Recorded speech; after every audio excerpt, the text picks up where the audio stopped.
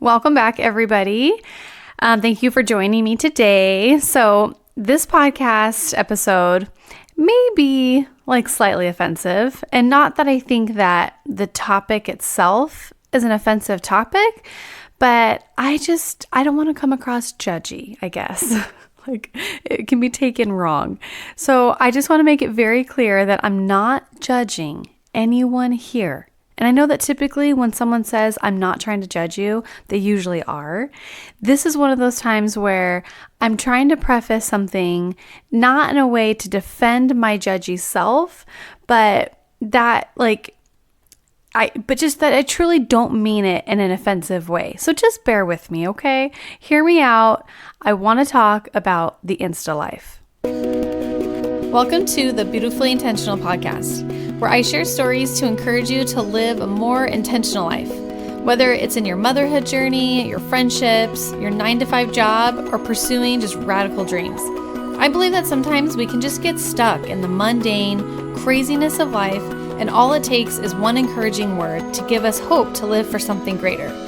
I share stories of living intentional through the simple things like self-care, clean spaces, parenthood, and going after your dreams. My hope is at the end of every episode, there is a fire set deep within your soul that says, I can do this, and that maybe today is your day to find the beauty in the things that go unnoticed and start living a more intentional life. This is Cassandra Lau, and welcome to Beautifully Intentional. Okay, so no, not the Instagram life, just the Insta life. More specifically referring to things like the Instacart life, the instant satisfaction of getting something delivered to your door that you didn't have to work for life, the microwave life, the 2-day Amazon Prime shipping life, the respond to my text message right now life, the order at Target and they walk it out to your car life. And I just want to start off by saying that I get it. I get it. I seriously get it. Instacart, Amazon Prime, etc., all of those things are literal, actual lifesavers at times. I think about when my husband was touring and I had 2 toddlers and a sick infant, Instacart would have saved my life. It was not a thing 5 years ago. And so, I know people who work so many hours that they don't have a choice. I know stay-at-home moms who have plenty of time, but that they just don't want to take all or any one of their kids to a grocery store. I get it. It freaking sucks. I know that it sucks because I do it. It sucks. Having someone deliver my stuff sounds like a dream. But I just can't help but think that maybe, just maybe, it does us a disservice more than it actually does a service. In a culture of already instant everything, isn't it convenient enough that we didn't have to grow our own food, package our own food, and we could just go into a store and pick it off of a shelf and buy it? God forbid we have to get out of our car or stand in a line. Is it odd to anyone else that our life and our culture is so fast-paced that we don't have time to our schedules are so packed that we can't simply go to a grocery store anymore? Or maybe this is just a SoCal thing. I don't know. Maybe we live in here in SoCal, we live in just a different world than the rest of the country. Maybe in other parts of the world, it's not like this. I don't know. So maybe I'm just speaking to those who live in a fast-paced culture. I don't know. I don't know, man. Maybe it's just me, but I never want to lose the character that is shaped in the grit of the inconvenience. There's character to be found in doing something that is a hassle. You know what I mean? We grow in patience by being forced to need patience. Value is built in hard work, and we already lose the appreciation for the value of the food because we didn't have to labor over it. We simply get it off a shelf. Patience is built on the demand for patience, so God forbid we have to wait in a line just for the sake of waiting. Like, isn't it enough that we didn't have to do the work to get the food to get in the store to begin with? You know what I mean? And I get it. I know all of you moms out there are like, what do you mean? Do you know what it's like taking all of my kids into a grocery store? And the answer is yes. I get it. It sucks so bad. It is so obnoxious. Taking all 3 of my kids to a grocery store every single week. But you know what it does? It's building character in my kids. Because every time before we go into the store, I have that conversation and we talk about acceptable behavior inside of a grocery store. And then when we get in the grocery store, we get the opportunity to practice it. It's a practice round every single flipping week. And my kids still have not caught on to to how to match the expectation.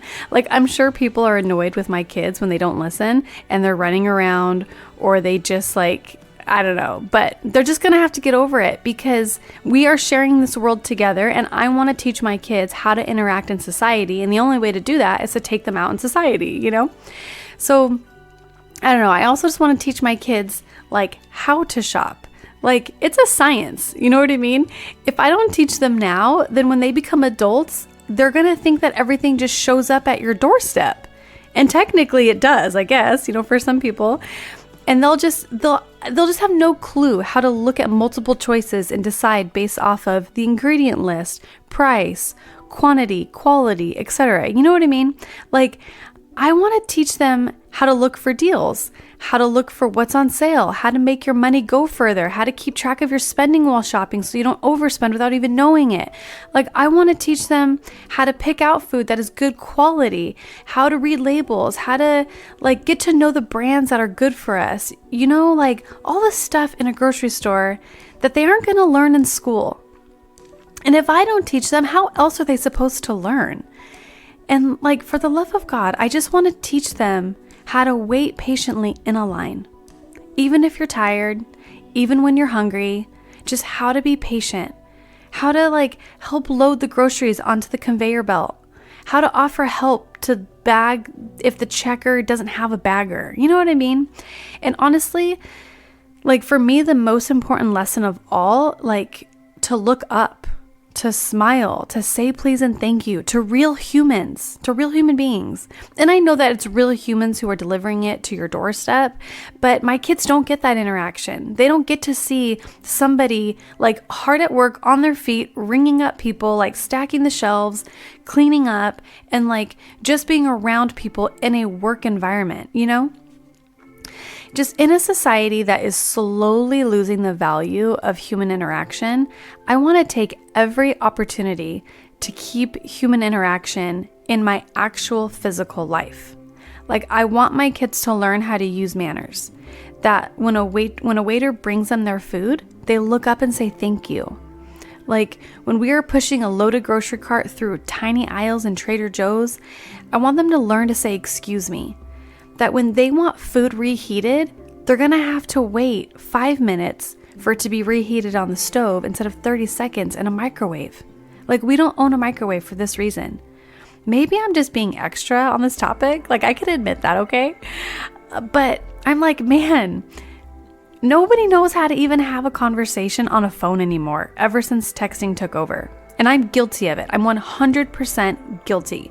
That's why I get intentional about this. That's why I even have to do this on purpose. It's why I have to add this into my life. 10 years ago, you didn't even have to think about going into a grocery store because there was no other option.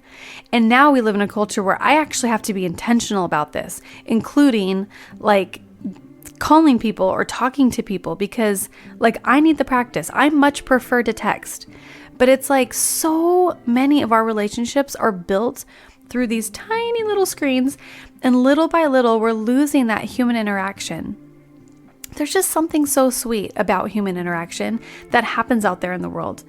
And there's something that happens when you're in a grocery store and it's packed and you notice that the person behind you only has 2 items and you invite them to go in front of you. A magical thing happens. Kindness is spread. Every time it happens to me, if I'm standing behind somebody and they have a million groceries and I have one thing and they notice and they're like, hey, why don't you go in front of me? I'm oh, my heart just melts. thank you. And like that human interaction of like somebody putting themselves, last to let somebody go first. Like, I don't know. Like, dude, haven't you heard the story of, okay, so Simply Sadie Jane, she's on Instagram. Like, she shared a story about her son's interaction with this guy at a burger shop.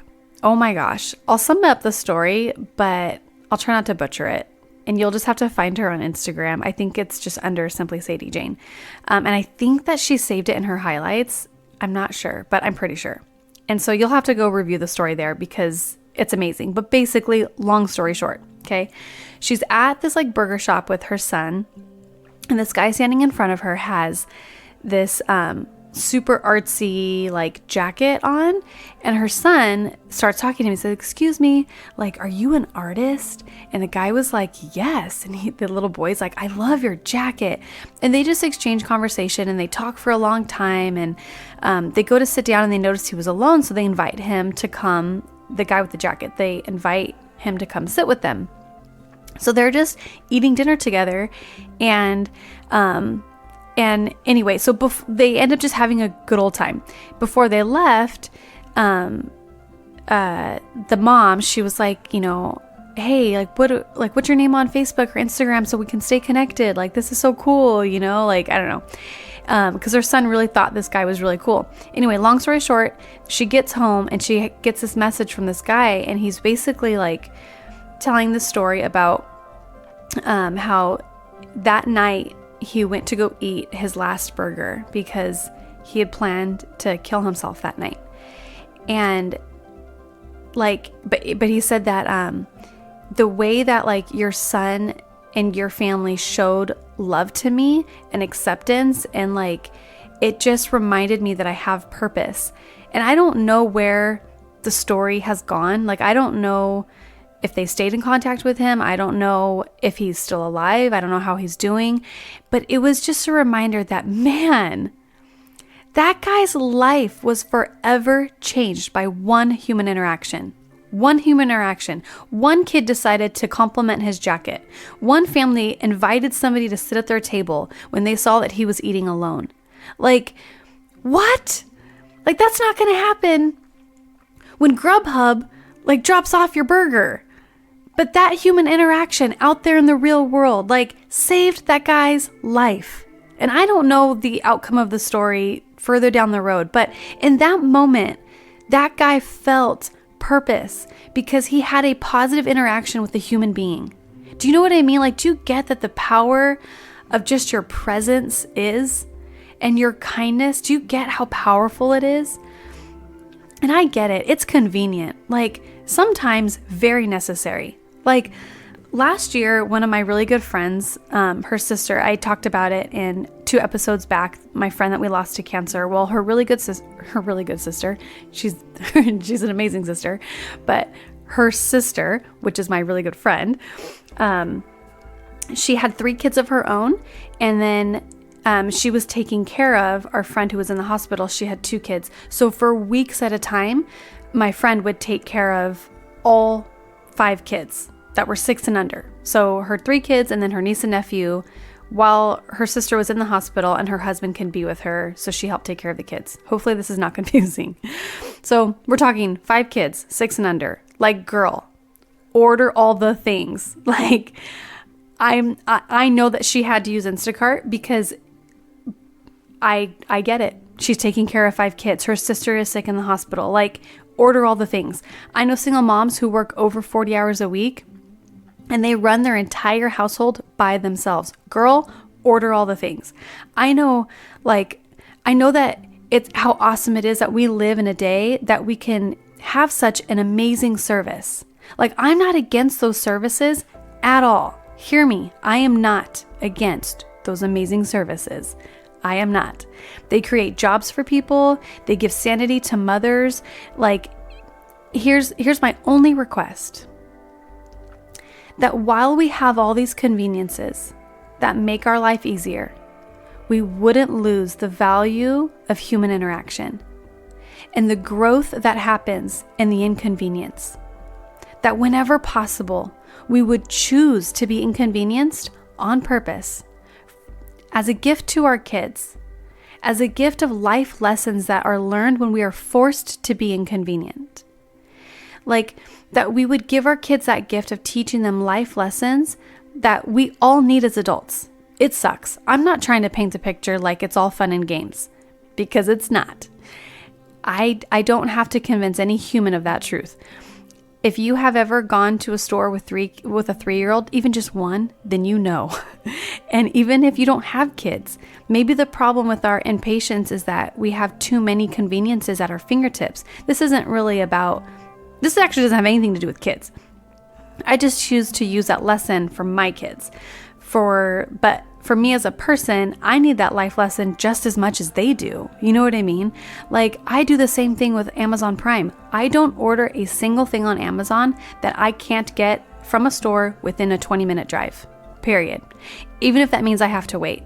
I know some people order because they end up spending more if they actually go into Target, and I get that too. I'm not trying to control your life or make you feel guilty at all for ordering your stuff. Literally not judging.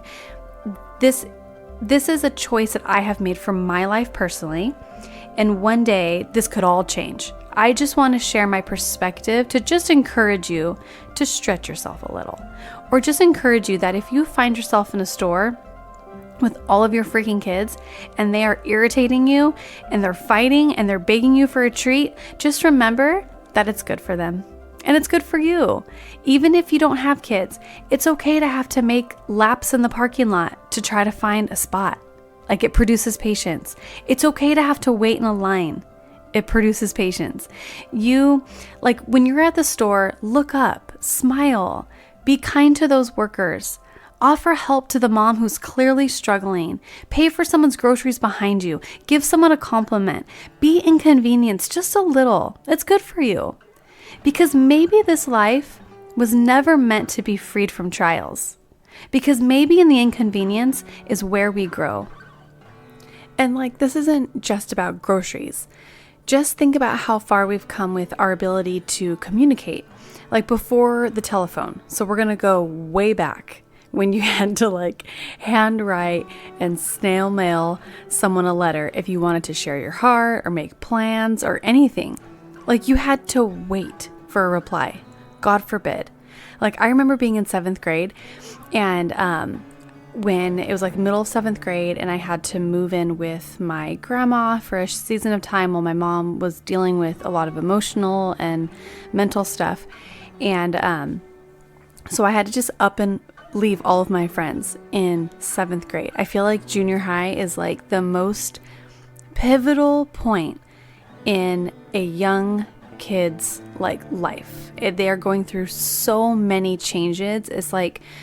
It's that gap between being a kid but then yet being a little mini adult, and friendships are everything. And so leaving in the middle of my junior high and starting at another junior high in the middle of the year was devastating to me. And so the only form of communication that I had, this was back in late 90s, so 98, 99. The only form of communication that I had was to hand write letters to my friends. And there was just something so magical about checking the mail every day and then finding that letter from a friend, the reply. And them updating me on, who was who kissed who and what movies they saw and who's hanging out with who and who's mad at who. And it was just so fun. And then even making plans of me saying hey, I'm going to be in town in 2 weeks, it was just so cool. I just remember it being such a sweet time and just that anticipation of waiting for that letter in the mail. You know what I mean? And then just the heartfelt, me sitting down writing just pages and pages to my friends and just updating them on my life. And then once I made a best friend at that new junior high, and then I moved back in with my mom and left all now my new friends, same thing, communicating through snail mail with the friends that I made now at this other junior high. You know what I mean? And so, I don't know, there was just something so sweet and so magical about receiving a letter in the mail. I don't know. maybe I'm just old school. Like, am I dating myself? Is that what's happening here? Now, nowadays, not only can you send a message to someone across the world in a second, but now we have this expectation for their reply in a certain time frame. And if we don't get it, then we make up irrational scenarios in our head. Like, admit it. You do this too. I consider myself a super hyper positive thinker, and even me, my mind can wander. Like, fear can take over, accusation, assumptions, all because I don't get a reply within minutes. And if someone doesn't reply in minutes, you just start to think, are they mad? Are they sad? Are they even alive? Isn't it crazy? It's so convenient to just be able to communicate in seconds, and yet it's so crazy. So I just want to encourage you that, number one, don't ever fall into the pressure to reply to someone instantly, especially if you are with your kids, or you're driving, or you're at a restaurant, or you're just trying to shut your mind off. And I'm still working on this one. I have not arrived. I used to feel the pressure to reply to clients as soon as they would text me, out of fear of them finding someone else. Especially when I first started working again, I remember hearing once how it's every minute matters when a client or a potential customer is looking to book a service, that your odds of getting booked dramatically decrease by the minute that you don't reply, because typically when people are looking for a new person to provide a service, they're searching around and they're messaging a handful of people or things like that. So especially in the beginning, I felt like I was constantly having to be on my phone with clients, giving them dates, talking about pricing, talking about what was possible with their hair, looking at inspiration pictures, you name it. And I always felt like if I didn't reply to them in that minute, then they were going to go find somebody else. And maybe statistically that's true. However, I don't have to live under the pressure of living up to somebody else's expectations of how fast I should reply. Do you know what I mean? So I'm getting better at it. I won't even open up a text message from a client unless I'm sitting down with my schedule ready to do bookings, And so I'm working on it. I have not arrived at this. Being on my phone so much is something that I want to intentionally work on, especially around my kids. Because it's so easy, especially when you do business from your phone, when connection is made through your phone, business, all of it. So it's something I'm working on. But so as I'm explaining this to you, this is also a reminder for me, is to not fall into the pressure of feeling like you have to reply instantly to everyone all the time. And number two, give the same respect to other people. Watch your heart and your thoughts. When someone doesn't instantly reply to you, it's okay if people don't get back to you in your expected time frame. Remember, it's a modern day convenience to be able to call or text someone instantly, but don't let it breed impatience for people. I don't ever want to get I just don't ever want to make somebody else have the expectation. I don't want to ever put the expectation on anybody else to have to reply to me on my terms or my time. You know what I mean? So when I send a message, I try to be, and I do have some friends, I give them a really hard time, and I'm mostly joking. But I really do try to when I send a message, it's they will get back to it when it fits their life. You know what I mean?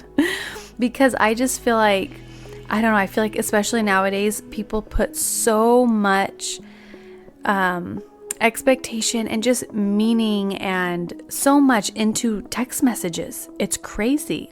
I don't even want to get started on what I feel is happening when we reply to in text message to be our only source of communication. Because it's I don't know, I'm not going to get into the whole science, but just this little tiny piece. It's said that some 8% of communication happens with words. The rest of communication is made up of tone of voice, body language, facial expression. I mean, emojis kind of help with the facial expression part, but still, it's so convenient to communicate that way. However, it does nothing for salvaging human interaction. Like, yeah, I don't know. Don't even get me started on that part. So with that said, at any cost, be intentional with actually hanging out with real humans. Like, don't make time for every single follower that you have on Instagram. You don't have to do that, but find your tribe. Like, be intentional about gathering with them regularly, just to check in, just to see how they're doing. And yeah, a quick text message can do that, but it's easy for somebody struggling to just hit a reply that, you know, if they were sitting in front of you and you looked them in the eye and you said, "How are you?" You know that you could read it in their body language. You could see it in their facial expressions. You could hear it in their tone of voice, how they're truly doing. But just sending a quick text message, it's so easy to get a reply back that says, "Yeah, I'm doing great," and believe that. You know what I mean? In the same way, especially when dealing with conflict, like, it's so easy to deal with conflict in a text message because you can just send whatever you feel at the moment and whatever. But when you get that reply and your mental state and emotional state is in a certain place, it's so easy to read that message from your perspective and how you hear it based off of your feelings. And so I just feel like even like conflict, dealing with it through text message is the worst. Like, sitting down with somebody face to face to really hash it out is by far the best way. But anyway, that's like a whole nother thing. But my whole point to this and fitting it into this topic of just being intentional about like the way that we allow conveniences to kind of rob us from the true gift of building character and all of that. So anyways, I don't want this to be an episode that tries to convince you to stop using all the conveniences of the world. And then all of a sudden you're like stressed out and you're like, "Cassandra said I can't use Instacart anymore." That's not what this is about. I think this is more about just shifting perspective. And just, if you find yourself inconvenienced, just look up. Look for what you can gain. Look for what you can learn. This has very little to do with actual food delivery as much as it does perspective. And when you find yourself frustrated because of an inconvenience, remember that you're growing in patience. Remember to grow in gratitude. I'm right along there with you, man. Like, this is a daily thing for me. And so, anyway, I'm there with you. It's all right. Till next time.